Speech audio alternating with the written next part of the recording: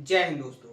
कैसे हो आप सब लोग? उम्मीद है मस्त और बिंदास होंगे और अपनी पढ़ाई को जबरदस्त तरीके से कर रहे होंगे। अपना जो लास्ट का सेशन हुआ था, लास्ट के सेशन में मैंने आपको पैरेललोग्राम से बहुत ही इंपॉर्टेंट कॉन्सेप्ट बताया था कि पैरेललोग्राम का एरिया आप कैसे फाइंड करोगे, उसकी साइड्स और हाइट में क्या रिलेशन होता है। बहुत अच्छे से विद प्रूफ के साथ मैंने आपको समझाने की कोशिश की थी। उम्मीद है आप सभी लोगों ने पूरी मेहनत के साथ हर एक कॉन्सेप्ट को नोट किया होगा, उसका रिवीजन किया होगा और उस पर मैंने जो आपको क्वेश्चन प्रैक्टिस करवाए थे उन सभी क्वेश्चनों को एक बार आपने सॉल्व करने की कोशिश जरूर की होगी। क्योंकि आपको पता है कि आप जितनी ज्यादा कॉन्सेप्ट पर क्वेश्चनों की प्रैक्टिस करोगे उतनी अच्छे से आपके कॉन्सेप्ट क्लियर होंगे और जितने आसान तरीके से आपके कॉन्सेप्ट क्लियर हो जाएंगे उतने आसान तरीके से आप क्वेश्चन के अंदर के कॉन्सेप्ट को ऑब्जर्व करोगे।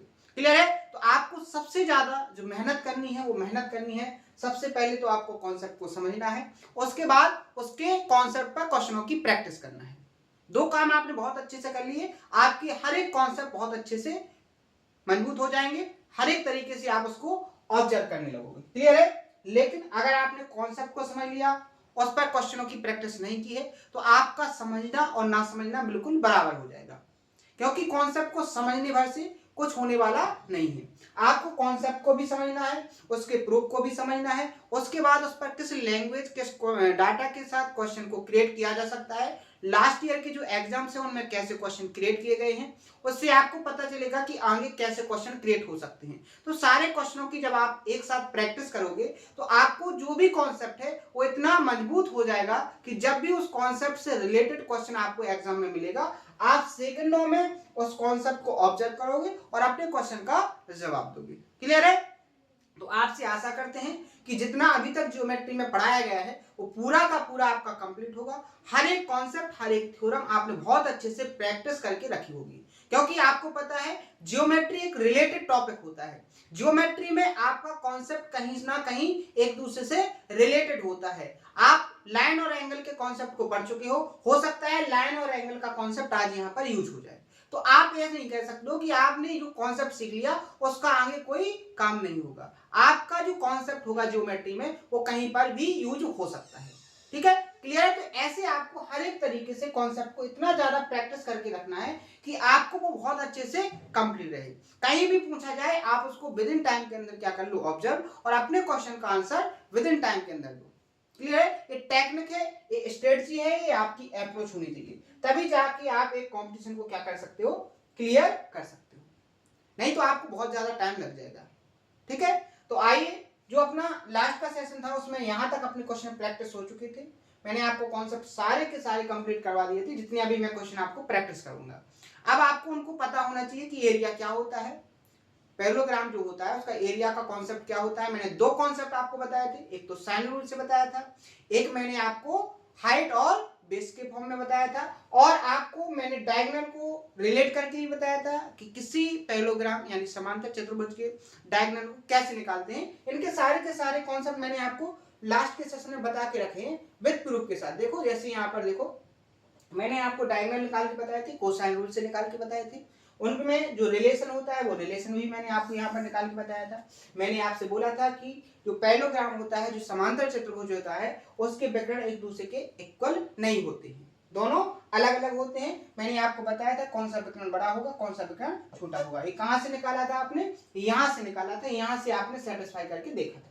उसके बाद मैंने आपको एरिया का फॉर्मूला बताया था। तो एक तो मैंने साइन रूल से आपको कंप्लीट करवाया था कि अगर आपको पैरेललोग्राम की दो क्या है आसन भुजाओं की लेंथ दी गई है और उन आसन भुजाओं का बीच का एंगल दिया गया है, तो आप दोनों आसन भुजाओं का मल्टीप्लाई इनटू साइन थीटा का मल्टीप्लाई निकालोगे तो आपको उस पैरेललोग्राम का क्या निकलेगा, एरिया निकलेगा।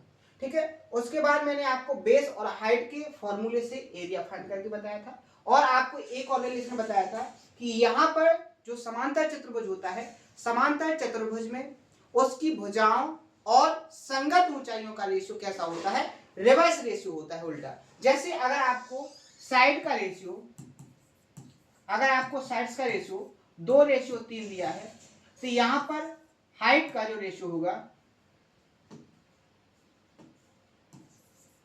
यहां पर जो हाइट का रेशियो होगा वो 3:2। क्लियर है? ये मैंने आपको कॉन्सेप्ट कल बताया था। फिर मैंने कुछ क्वेश्चन आपको प्रैक्टिस करवाए थे, एक क्वेश्चन प्रैक्टिस हो गए थे। अब हम चलेंगे यहां से यहां।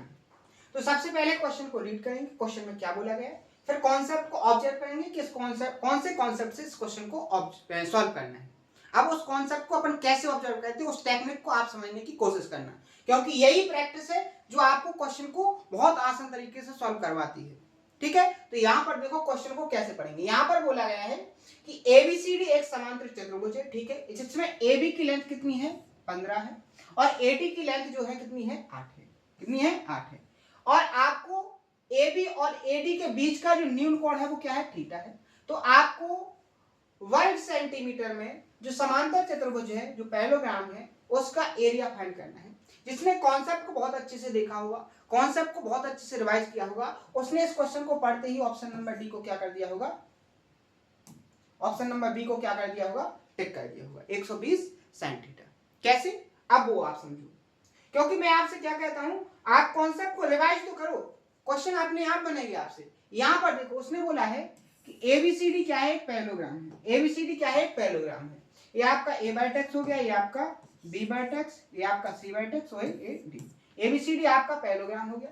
यहां पर उसने बोला है एबी की लेंथ 15 है और एडी की लेंथ आपको 8 दी गई है, और इन दोनों साइड के बीच का जो एंगल है क्या है, थीटा है। तो मैंने आपको कॉन्सेप्ट बता के रखा है कि अगर आपको पैरेललोग्राम की आसन भुजाओं की लेंथ दी गई है और उनके बीच का एंगल दिया गया है, तो एरिया क्या होता है, A B sine theta.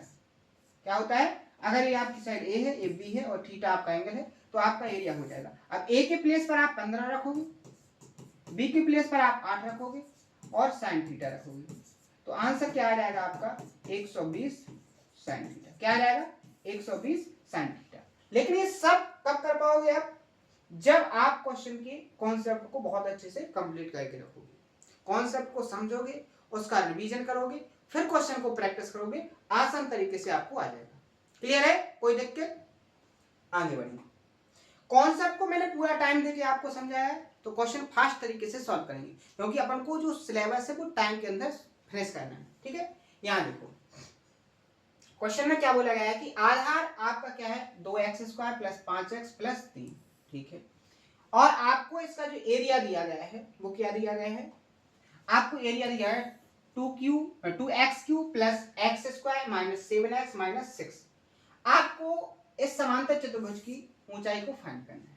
Clear है। अब यहाँ पर कॉन्सेप्ट कौन सा लगना है, यहाँ आपको बेस दिया है और हाइट दी गई है, तो एरिया क्या होगा पैरेललोग्राम का, बेस इंटू हाइट, और एरिया वैसे आपका है कितना, यहाँ पर 2x³ plus x² minus 7x minus 3, ये एरिया है। यहां पर आपको बेस भी दिया गया है, बेस क्या दिया है आपको 2x² plus 5x plus 3 into यहां हाइट हो जाएगा। आपको हाइट की वैल्यू निकालना है। आप देखोगे अगर आपको हाइट की वैल्यू चाहिए तो इस बेस से डिवाइड करना पड़ेगा, किसको, इसको करना पड़ेगा कि नहीं करना पड़ेगा। ये अब आपका क्वेश्चन बन गया है अलजेब्रा का। क्वेश्चन किसका बन गया है, अलजेब्रा का। लेकिन मैं यहाँ पर एक आपको ऐसा तरीका बताऊंगा जिससे आप बिना अलजेब्रिक फॉर्म में सॉल्व किए बिना भी इस आंसर को विद इन टाइम में फाइंड कर सकते हो, लेकिन उसको समझने की आपकी क्षमता होनी चाहिए। कैसे, एक जो बेसिक है वो तो मैंने आपको बता दिया कि इससे आप डिवाइड करोगे। अगर आपको डिवाइड करना नहीं आता है, जब मैं आपको अलजेब्रा पढ़ाऊंगा तो प्रॉपर तरीके से अलजेब्रिक फॉर्म को डिवाइड करना सिखाऊंगा। अभी केवल आपने ये सीखा है कि अपन 4 को 2 से डिवाइड करेंगे, तो ऐसे करेंगे 2 2 जा 4, यहाँ 4 आ जाएगा, 4 से 4 जाएगा 0। अभी आपने ये सीखा है, अभी आपने ये नहीं सीखा है कि x² को अगर x से डिवाइड करना है तो क्या करेंगे, क्या करेंगे, ये आपने नहीं सीखा। तो इसको अपन सीखेंगे अलजेब्रा में, यहाँ नहीं सीखेंगे। क्या करेंगे, अलजेब्रा में। जिसको आता है वो कर सकता है। ठीक है, अब देखो इस क्वेश्चन को कैसे करेंगे। तो मुझे यहाँ पर एक कॉन्सेप्ट नजर आ रहा है कि अगर मैं दोनों में देखेंगे तो वेरिएबल कैसा है, सेम है। यहाँ भी वेरिएबल x है और यहाँ भी वेरिएबल x है। क्लियर है।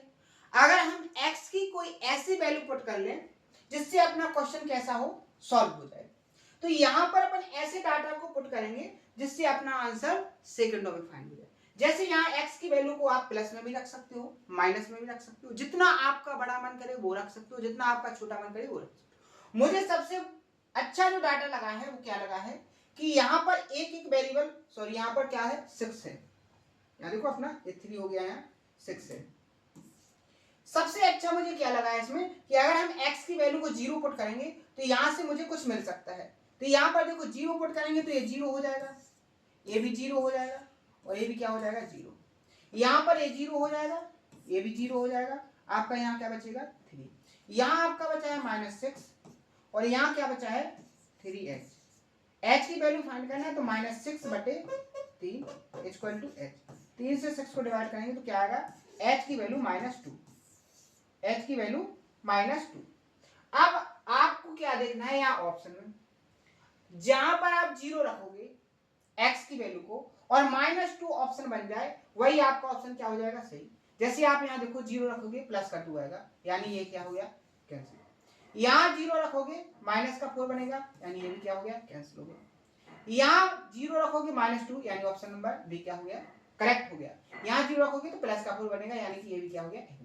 तो यहाँ पर आपको समझ में आ जाना चाहिए कि आपको हमेशा बेसिक करने के चक्कर में नहीं रहना है, आपको हमेशा बेसिक करने की जरूरत नहीं है, कभी अपने माइंड का भी इस्तेमाल करना है। और यही आपको कंपटीशन सिखाता है कि कंपटीशन में आपको यही अप्रोच सीखना है कि कहां पर माइंड लगाने की जरूरत है और कहां पर माइंड लगाने की जरूरत नहीं है, कहां पर आपको बेसिक से करना है और कहां आपको टेक्निकल अप्रोच के साथ करना है। यहां पर बेसिक से ना करके आपने टेक्निकल अप्रोच से किया, कैसे कि आपने x की वैल्यू को 0 पुट कर दिया। 0 पुट क्यों कर दिया, क्योंकि 0 पुट करने से आपका आंसर विद इन सेकंड में आ रहा था।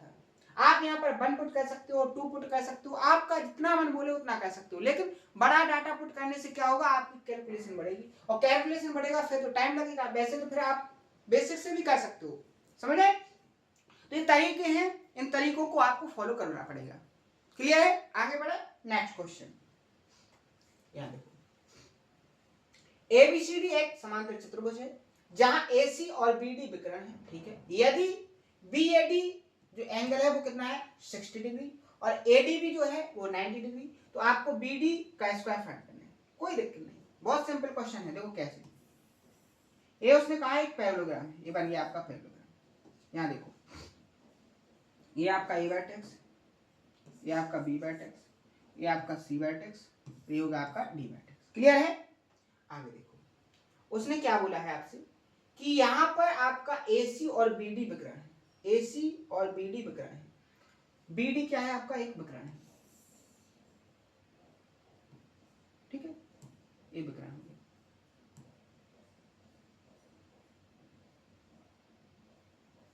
इस तरीके से, ठीक है। अब देखो आगे क्या बोला है कि बीएडी, बीएडी ये जो एंगल है वो 60 डिग्री का है। आगे एडीबी 90, एडीबी ऐसे बनाना है कि ये क्या हो जाए 90 डिग्री का, ये जो एंगल है वो 90 डिग्री का, सब कुछ करना है, ठीक है। आगे देखो आपको बीडी का स्क्वायर फाइंड करना है, इस बीडी का स्क्वायर फाइंड करना है। अगर ये 60 है, ये 90 है, ये 30 है। अब यहां पर जिसको कॉन्सेप्ट पता होगा, कौन सा कॉन्सेप्ट आसान तरीके से सॉल्व करना है, तो कॉन्सेप्ट आपको याद रखने पड़ेंगे। कैसे कि मैंने आपको 30, 60 और 90 वाले एंगल का साइड का रेशियो बताया था कि 30 के सामने 1 होगा, 60 के सामने √3 होगा और 90 के सामने 2 होगा। ये क्या होता है 30, 60, 90 वाले ट्रायंगल की साइड्स का रेशियो। यहाँ 90 के सामने 2 हो जाएगा, यहाँ आपका 60 के सामने √3 हो जाएगा और यहाँ 30 के सामने क्या हो जाएगा 1। इस सर्कल में 1 कर दिया क्योंकि क्या है ये रेशियो है, एग्जैक्ट वैल्यू नहीं। आपको क्या फाइंड करना है, आपको फाइंड करना है बीडी का स्क्वायर और आप नजर डालोगे ऑप्शन पर तो एबी का, यानी बीडी और एबी में आपको रिलेशन फाइंड करना है। तो देखो बीडी का स्क्वायर बटे एबी का स्क्वायर। मैंने बीडी का स्क्वायर और एबी का स्क्वायर क्यों किया, क्योंकि आपको बीडी स्क्वायर और एबी स्क्वायर में रिलेशन दिया गया है। ऑप्शन में एबी स्क्वायर है, आपको बीडी स्क्वायर फाइंड करना है। यहां पर आप देखोगे, यहां पर आप देखोगे बीडी की लेंथ क्या है √3, √3 का स्क्वायर करेंगे तो क्या आएगा 3 रेशियो। एबी का स्क्वायर अगर करेंगे तो क्या आ जाएगा यहाँ पर 4, क्या आ जाएगा 4। जैसे ही हम आगे सॉल्व करेंगे क्रॉस मल्टीप्लाई करेंगे, यहाँ पर क्या करेंगे क्रॉस मल्टीप्लाई। आपको बीडी की लेंथ फाइंड करना है, तो बीडी का स्क्वायर क्या हो जाएगा यहाँ पर 3/4, 3/4 एबी स्क्वायर, क्या हो जाएगा 3/4 AB स्क्वायर। ऑप्शन नंबर क्या हो जाएगा यहाँ पर बी अपना करेक्ट आंसर। तो क्वेश्चन को देख के नहीं घबराना है, सबसे पहली बात तो ये है, उसको करने की कोशिश करना है। आप कितने भी बड़े बिगनर क्यों ना हो, आप कितने भी बड़े कमजोर क्यों ना हो, लेकिन आपको करना स्टार्ट करना है। आप क्वेश्चन को रीड करो और क्वेश्चन को आप करना स्टार्ट कर दो। लेकिन इसके लिए एक इंपॉर्टेंट काम जरूरी है कि आपको जो क्वेश्चन में बोला गया है उस क्वेश्चन का जितना भी बेसिक है वो पूरा का पूरा आपको आना चाहिए था। यहाँ पर आपको पता क्या होना चाहिए था बेसिक में कि अपना जो पैरेललोग्राम है, जो समांतर चतुर्भुज है, वो होता क्या है, उसके एंगल्स क्या होते हैं, आप उनमें रिलेशन कैसे बना सकते हो। अगर आपको इतना पता होता तो इसका कॉन्सेप्ट आप जानते हो या ना जानते हो, आप इसको गति दे सकते थे। लेकिन अगर आपको बेसिक ही पता नहीं है तो आप इस क्वेश्चन को सॉल्व नहीं कर सकते थे। क्लियर है? तो आपको थोड़ा बहुत बेसिक पता है तो आप क्वेश्चन को अच्छी खासी गति दे सकते हो, लेकिन उसके लिए भी आपको मेहनत करने की जरूरत है। क्योंकि मैं तो देखो पूरी मेहनत के साथ आपको पढ़ा रहा हूं। मैं सबसे पहले आपको हर एक कॉन्सेप्ट का बेसिक, फिर उस टाइप पर जितने भी कॉन्सेप्ट बन सकते हो उस बेसिक से सारे के सारे कॉन्सेप्टों को बहुत अच्छे से विद प्रूफ के साथ आपको समझा रहा हूँ, हर एक डायग्राम को एक्सप्लेन कर रहा हूँ। उसके बाद मैं आपको क्वेश्चनों की प्रैक्टिस करवा रहा हूँ। इतना करने के बाद अगर आप क्वेश्चन को गति नहीं दे पा रहे हो तो आप बहुत ज्यादा कमजोर हो, आप बहुत नीचे हो, आपको टॉप पर पहुंचना है तो आपको बहुत ज्यादा मेहनत करने की जरूरत है। अब अगर आप ये सोचो कि आपको एक ऐसा टीचर मिल जाए जो शेर शायरी में टाइम वेस्ट करे, आपको मोटिवेट करे, अच्छी अच्छी शायरी लेके आए, आपको अच्छे अच्छे थॉट लेके आए और आपको मोटिवेट करने के बाद आपको क्वेश्चन सॉल्व करवाए और आप सोचो कि वो हो जाए, तो पॉसिबल नहीं है।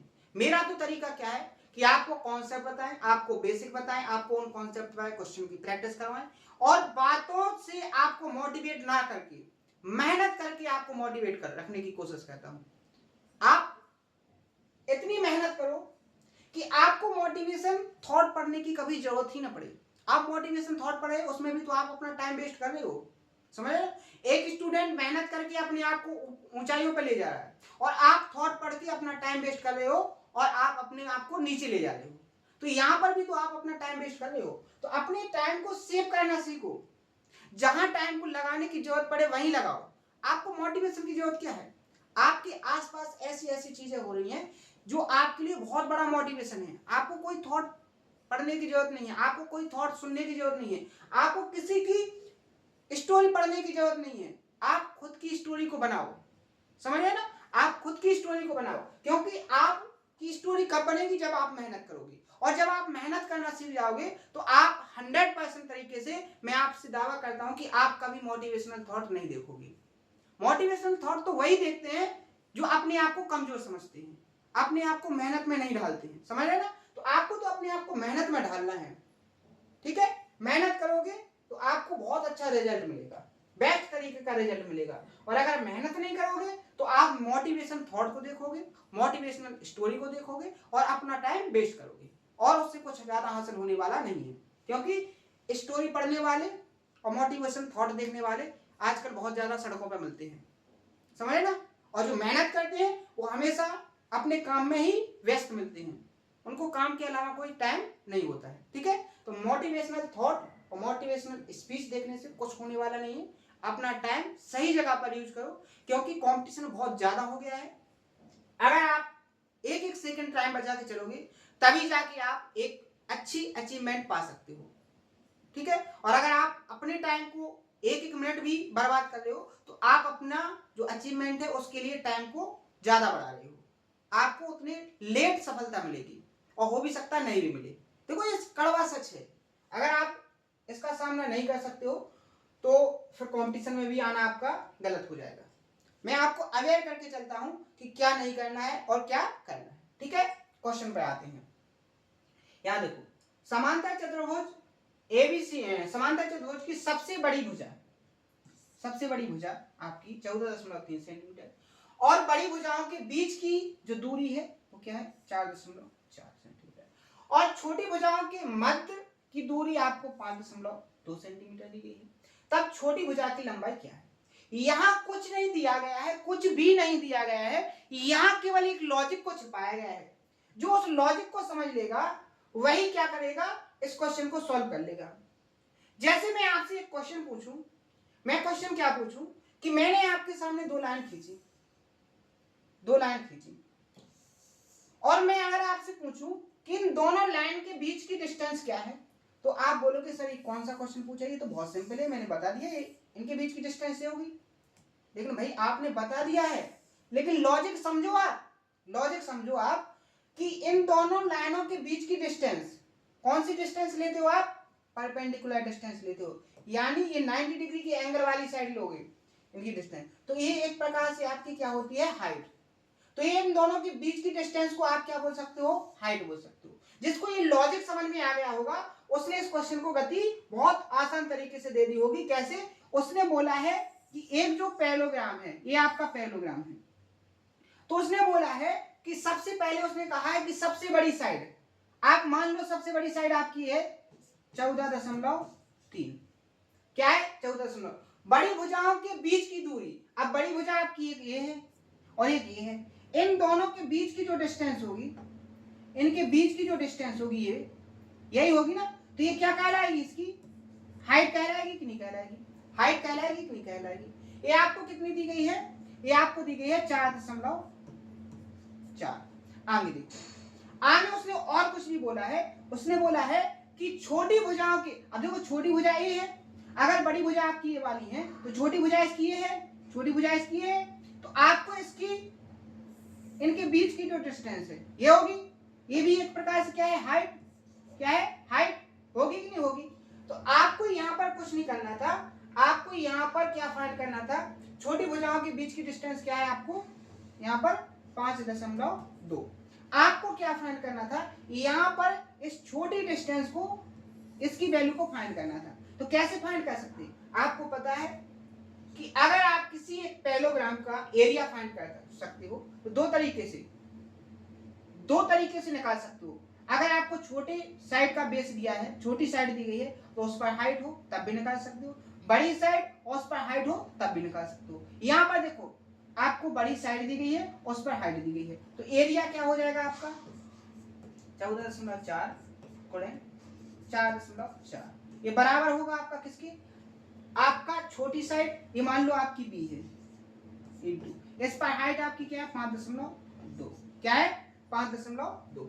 आप यहां पर देखो मैंने इसको इक्वल क्यों किया, समझ नहीं आया, क्योंकि ये एक ही पैरेललोग्राम का एरिया है, और अगर सेम डायग्राम का एरिया होगा तो कितने भी तरीका से निकाल लो वो कैसा रहेगा, हमेशा इक्वल रहेगा। अब इसको सॉल्व करेंगे, 11 से इसको काटेंगे, 11 एकम 11, 11 चौके, याद देखो इसको कैसे काट लो, इसको काट दो अपन, क्या कितना है 14.3, सॉरी यहाँ पर देखो 14.3 था, ये क्या था 14.3, ठीक है। अगर आप देखो कि यहाँ 13 से काटोगे 1.3 से तो ये 4 हो जाएगा और ये क्या हो जाएगा 11 हो जाएगा, ठीक है। यहाँ 4 से इसको काटोगे तो 1.1 आ जाएगा और इसका मल्टीप्लाई यहाँ करोगे तो क्या हो जाएगा 12.1, किसकी वैल्यू हो जाएगी बी। तो स्मॉल साइड की जो डिस्टेंस हो जाएगी वो क्या हो जाएगी, लेंथ हो जाएगी वो 12.1 सेंटीमीटर। ऑप्शन नंबर डी यहाँ पर क्या हो जाएगा करेक्ट आंसर। कितना आसान कॉन्सेप्ट था, लेकिन उसको पहचानने के लिए आपको वो कॉन्सेप्ट की जो थ्योरी है, जो बेसिक है वो पता होना चाहिए था कि यहाँ पर जो बोला गया है वो है क्या एक्चुअली में। उसने आपको थोड़ा घुमाने की कोशिश की, यहीं पर आपको समझना है कि एक एग्जामिनर क्वेश्चन की लैंग्वेज को कैसे मॉडिफाई करता है। देखो यहाँ मॉडिफाई किया गया है, उसने डायरेक्ट नहीं बोला गया है कि बड़ी वाली साइड पर आपकी ऊंचाई कितनी है 4.5 और छोटी वाली साइड पर आपकी ऊंचाई कितनी है 5.2। ये सीधा हो जाता है, ये आपका सीधा तरीका था एग्जामिनर को पूछने का, लेकिन उसने उसको मॉडिफाई करके क्या बोला है कि बड़ी साइडों के बीच की, बड़ी भुजाओं के बीच की जो डिस्टेंस है वो 4.4 है, बड़ी भुजाओं के बीच की जो दूरी है वो 4.4 है और छोटी भुजाओं के बीच की जो दूरी है वो 5.2 है। तो यहाँ पर उसने डायरेक्ट ना पूछकर यहाँ लैंग्वेज को थोड़ा मॉडिफाई किया है, और मॉडिफाई कर दिया तो क्वेश्चन थोड़ा लॉजिकल बन गया है। यहाँ हर एक स्टूडेंट की क्षमता नहीं है कि वो उसको सॉल्व कर पाए। इसको सॉल्व कौन कर पाएगा, जो पहले से इसकी प्रैक्टिस करके जाएगा, जो ऐसे क्वेश्चनों को पहले से करके जाएगा सॉल्व, वही एग्जाम के हॉल में कर पाएगा। क्योंकि यहाँ पर अगर आपको समझ में नहीं आया तो एग्जाम के हॉल में तो आपके माइंड पर प्रेशर रहना है, वहां कैसे आपको समझ में आएगा, वहां तो और ज्यादा घबराहट होती है, क्योंकि बगल में घड़ी चल रही होती है, वहां पर सेकंड चल रहे होते हैं। जैसे जैसे सेकंड कम होते जाते हैं आपके माइंड को बहुत ज्यादा प्रेशर मिलता है, और फिर क्वेश्चन सॉल्व नहीं होते हैं। ठीक है, तो क्वेश्चन वही सॉल्व कर पाता है जो बहुत ज्यादा प्रैक्टिस करके जाता है। क्लियर है, क्वेश्चन आसान आते हैं, क्वेश्चन आसान आते हैं। क्लियर है, समझ में आ गया। नेक्स्ट क्वेश्चन यहां देखो, एक समांतर चतुर्भुज का क्षेत्रफल 1250 सेंटीमीटर है, आसन भुजाओं की लंबाई का अनुपात 5:8 है। यदि बड़े भुजाओं के बीच की दूरी 30 सेंटीमीटर है तो छोटे भुजाओं के बीच की डिस्टेंस क्या होगी। अब देखो यहां पर भी वही कॉन्सेप्ट लगना है जो मैंने अभी एक्सप्लेन किया है। उसने क्या बोला है कि जो आसन भुजाएं को कौन सी होती हैं। देखो अगर आपका एक पैरेललोग्राम है तो आपका ये पैरेललोग्राम है, ठीक है, तो ए वाली साइड आसन साइड, ये वाली साइड आसन साइड, ठीक है। तो यहां पर उसने बोला है कि जो साइड दी गई है उनका रेशियो क्या है, 5:8 है। क्या है, 5:8। यहां पर उसने बोला है कि आपको यहां पर देखो, रीड करो ध्यान से, ये इंपॉर्टेंट है। यदि बड़ी भुजाओं के बीच की दूरी 30 सेंटीमीटर है, यानी ऊंचाई की बात हो रही है, किसकी बात हो रही है, ऊंचाई। अगर आपको साइड का रेशियो दिया है तो आप हाइट का रेशियो भी निकाल सकते हो। हाइट का रेशियो क्या होता है, रिवर्स। अगर साइड का रेशियो 5:8 है तो इसका रेशियो क्या हो जाएगा, 8:5। क्या, हाइट का रेशियो। यहां पर देखो उसने बोला है बड़ी भुजा, तो ये आपकी स्मॉल भुजा है और एक क्या है, आपकी बिग भुजा है, यानी बड़ी भुजा। ये बड़ी भुजा है, ये स्मॉल भुजा। तो बड़ी भुजा पर आपकी जो डिस्टेंस है वो क्या है, 5 है। और इस 5 की वैल्यू उसने कितनी दी है, 30। कितने गुना दी है, 6 गुना। तो आपको छोटी साइड पर भुजाओं की डिस्टेंस पूछी है तो 8 की वैल्यू कितनी गुना हो जाएगी, 6 गुना, यानी 48। ऑप्शन नंबर क्या हो गया यहाँ पर, बी अपना करेक्ट आंसर। कोई दिक्कत हुई, लेकिन कॉन्सेप्ट पता होना चाहिए। सेकंडों में आपका आंसर निकला है, निकला कि नहीं निकला, ठीक है। तो ऐसे आप पढ़ोगे, ऐसे आप क्वेश्चन को सॉल्व करोगे, ऐसी अप्रोच को फॉलो करोगे तो आप बहुत जल्दी अपना सिलेक्शन ले लोगे। और अगर आप बेसिक से करते रहोगे तो आपका पॉसिबल नहीं है, आपको बहुत ज्यादा टाइम लगने वाला है। टाइम क्यों लगना है, क्योंकि आपको ये सब सीखना है।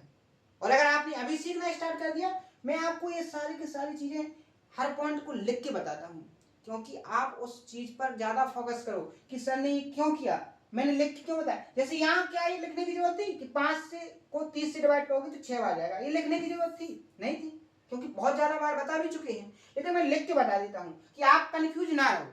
मेरा काम क्या है, आपको ज्यादा से ज्यादा क्लियरिटी दूं, आपके माइंड के अंदर कोई डाउट ना रहे, आपके हर एक डाउट क्लियर हो जाए, ठीक है, यही है ना।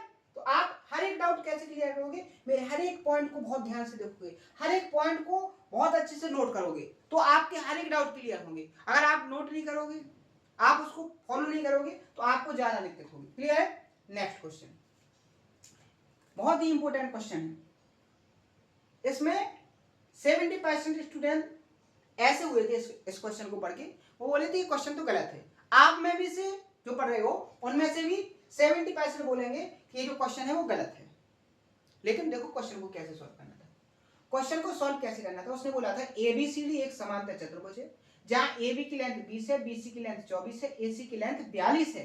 फिर आपको समांतर चतुर्भुज एबीसीडी का एरिया फाइंड करना था। तो देखो ये हो गया था आपका क्या, समांतर चतुर्भुज। ये हो गया आपका A B C और D। यहां पर उसने बोला था कि AB की लेंथ 20 है, AB की लेंथ 20 है, BC की लेंथ 34 है। सॉरी देखो डायग्राम को थोड़ा ऐसे बनना था, समझ लोगे ना। यहां पर अपनी एक डायग्राम में मिस्टेक होगी कि आपकी BC लेंथ बड़ी थी, या देखो ऐसे कर लो, आ जाएगा। ये आपका BC, ये आपका A B C और D। अब देखो यहाँ आपका AB कितना है यहाँ पर 20, BC कितना है यहाँ पर 34, ठीक है। आगे देखो AC आपको कितना दिया है 42, AC आपको दिया है 42, AC दिया है मैंने यहाँ पर 42। आपको एरिया फाइंड करना है। अब आप एक बात बताओ, मैंने आपको दो ही फॉर्मूले बताए हैं, या तो आपको बेस पता हो और उस बेस पर आपको हाइट पता हो तो आप पैरेललोग्राम का एरिया फाइंड कर सकते हो, या आपको आसन भुजाएं उनके बीच का एंगल पता हो तब भी आप कर सकते हो। यहाँ केवल आपको तो आसन भुजाएं दी गई हैं। क्या दी गई हैं? आसन भुजाएं दी गई हैं। और आपको ना तो हाइट दी गई है और ना ही आपको क्या दिया है, आपको एंगल दिया है। तो ऐसे क्वेश्चन को आप कैसे सॉल्व करोगे? कोई दिक्कत नहीं। सबसे पहला तो कॉन्सेप्ट यहाँ रहेगा कि अगर AC प्रकरण है तो जो एरिया इस ट्रायंगल का होगा वही एरिया आपका ए होगा। अगर आपको इस ABC ट्रायंगल का एरिया पता चल जाएगा और अगर आप इसको दोगुना कर दोगे तो आपको ABCD जो आपका पैरेललोग्राम है उसका एरिया आप फाइंड कर लोगे। समझ में आया कुछ मैंने क्या बोला? अब हम बात करेंगे किस पर? ट्रायंगल ABC पर कि इसका एरिया क्या होगा। तो यहां पर आपको ट्रायंगल की तीनों साइड दी गई हैं, ट्रायंगल की तीनों भुजाएं दी गई हैं। तो आप हीरोन्स के फॉर्मूले से इसका एरिया निकाल सकते हो और जो निकलेगा उसको डबल कर दोगे तो आपका आंसर आ जाएगा किसका एरिया? ABCD का एरिया आ जाएगा। लेकिन यहां पर भी मुझे एक डाटा दिख रहा है, एक टेक्निकल डाटा दिख रहा है। वो टेक्निकल डाटा क्या है? 20, 34 और 42। मैंने देखा इसको, अगर मैं इसका रेशियो लूंगा तो 10, 17 और 21 आया है। और मुझे बहुत अच्छे से पता है कि जब भी मेरा 10, 17 और 21 साइडों वाला ट्रायंगल बनेगा तो इसका जो एरिया होता है वो होता है 84 डिग्री। क्या होता है? 84 डिग्री यानी 84 इकाई स्क्वायर। अब आपको टेक्निकल डाटा को याद करना पड़ेगा। ये टेक्निकल डाटा आपको बहुत हेल्प देता है कैलकुलेशन में। आप एक जो बेसिक वाला स्टूडेंट होगा, मैंने वो बता दिया तरीका। आप हीरोन्स के फॉर्मूले से तीनों साइडों से क्या करोगे? पहले S की वैल्यू फाइंड करोगे, फिर उससे एरिया को फाइंड करोगे, फिर उसको दोगुना कर दोगे, आपका आंसर आ जाएगा। लेकिन एक और स्मार्ट तरीका, एक टेक्निकल डाटा अगर आपने याद रख लिया तो यहां पर आपका आंसर सेकंडों में आ जाएगा। आपको कुछ ज्यादा करने की जरूरत नहीं पड़ेगी। अब आपने यहां देखा इसको ही कितना किया गया है? दोगुना।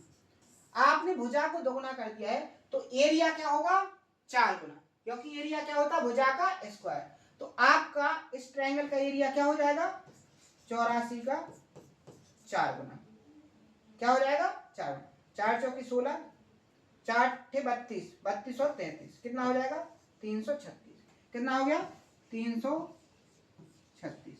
आपको ABCD जो पैरेललोग्राम है इसका एरिया फाइंड कर। अगर ये 336 है तो ये भी 336 होगा, क्योंकि विकर्ण पैरेललोग्राम के एरिया को इक्वल टू पार्ट में डिवाइड करता है।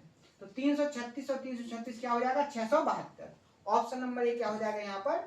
Correct answer. कोई दिक्कत हुई? कितने आसान तरीके से विद इन टाइम के अंदर आपका आंसर निकला है। ठीक है, यहां पर देखो नेक्स्ट क्वेश्चन। ये भी इंपॉर्टेंट क्वेश्चन है। क्या बोला गया है कि किसी समांतर चतुर्भुज की संलग्न भुजाएं, यानी कि जो आपकी क्या होती है? एडजेसेंट, यानी कि आसन्न भुजाएं बोल सकते हैं। क्या है? 15 और 24 है और उनके बीच का जो कोण है वो क्या है? 120 है। यहां पर केवल आपको एक लॉजिक ध्यान रखना था, कि आपका ABCD क्या है? पैरेललोग्राम है, यानी कि समांतर चतुर्भुज। तो आप क्या यहां पर बता सकते हैं कि यहाँ पर जो 120 एंगल है वो कौन सा होगा? क्या ये कभी 120 हो सकता है? सोचो, नहीं हो सकता ना, क्योंकि ये एक्यूट एंगल है। ये वाला एंगल क्या होता है? ऑब्टूज होता है। तो ये कितना है? 120। अगर ये 120 है तो ये कितना होगा? 60 होगा। आपको आसान हो जाए, ये 15 है और ये क्या है? 24 है। आपको फाइंड क्या करना है? तब छोटे प्रकरण की लंबाई निकालो। देखो मैंने क्या बताया था, प्रकरण ये आपका प्रकरण क्या होगा? बड़ा। ये विकर्ण कैसा होगा? बड़ा। और आपका ये रेड कलर का विकर्ण कैसा होगा? छोटा। यानी कि आपको इस छोटे विकर्ण की लेंथ को फाइंड करना है। तो मैंने आपको कैसे बताया था? मैंने आपको बताया था कि अगर आपको इसकी लेंथ फाइंड करना है तो डी स्क्वायर की जो वैल्यू होगी वो क्या होगी? A square plus B square minus 2ab cos theta. अब देखो यहाँ पर डी स्क्वायर की जो वैल्यू 15 का स्क्वायर 225 प्लस 24 का स्क्वायर 576 हो जाएगा, माइनस 2 गुणे 15 गुणे बी का मान 24 गुणे cos 60 की वैल्यू क्या होती है? 1/2। 2 से 24 काटेंगे 12 आ जाएगा। 12 गुणे 15 करेंगे तो कितना हो जाएगा 180, और 180 में 2 से गुणा करेंगे 360, यहाँ क्या आ गया 360। ठीक है, यहाँ देखो 576 में से 360 को माइनस, या फिर पहले ऐसे कर लो, इसको याद कर लो, 6 और 5 11, ठीक है, 7 और 2 9 और 1 10, ठीक है, 5 और 2 7 और 1 8, माइनस कर दो इसको, ठीक है, 1 बचेगा। यहाँ देखो 6 में से क्या रहेगा 4 बचेगा, और यहाँ क्या बचेगा 4। डी स्क्वायर की जो वैल्यू आ गई वो कितनी आ गई 441। बात करेंगे डी की वैल्यू तो क्या हो जाएगा ये 21। ऑप्शन नंबर डी क्या हो जाएगा अपना करेक्ट आंसर।